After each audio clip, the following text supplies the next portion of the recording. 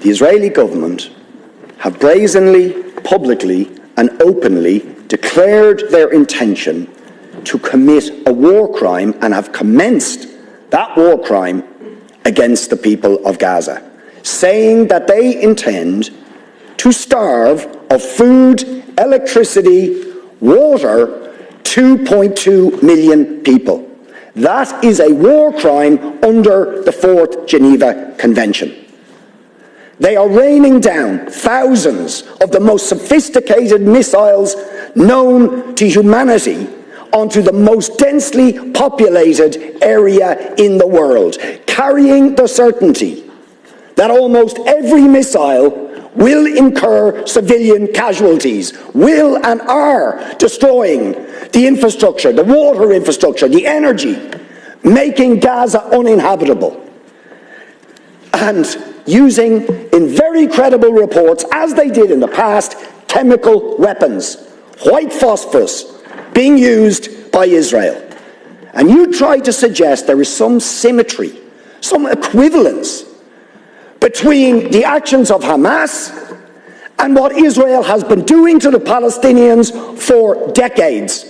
Will you admit that the terrible loss of life and escalation of violence that we have seen in the last few days is simply a continuation of the crimes against humanity, the war crimes of the state of Israel against the people of Palestine?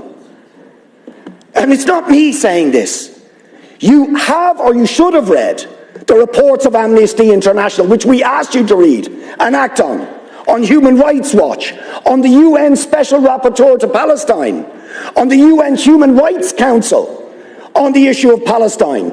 Do you know that the Israeli state will not even allow the UN Rapporteur on Palestine into the occupied territories, or the UN Human Rights Council in, because they know that they will bear witness to the ongoing ethnic cleansing, the ongoing illegal annexation of territory, the ongoing arbitrary detention of Palestinians without trial, the impunity when they assassinate a journalist like Shireen Abu Akleh. No justice, no sanctions.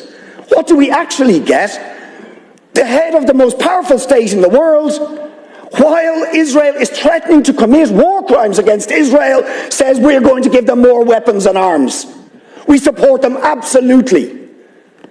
So will you admit that the ultimate responsibility for the terrible, and every single loss of life is terrible, but is the failure of the United States, of the European Union, of the Western powers to hold to account Israel for ongoing, decades-long ethnic cleansing, war crimes, crimes against humanity, the denial of the most basic rights to the Palestinian people?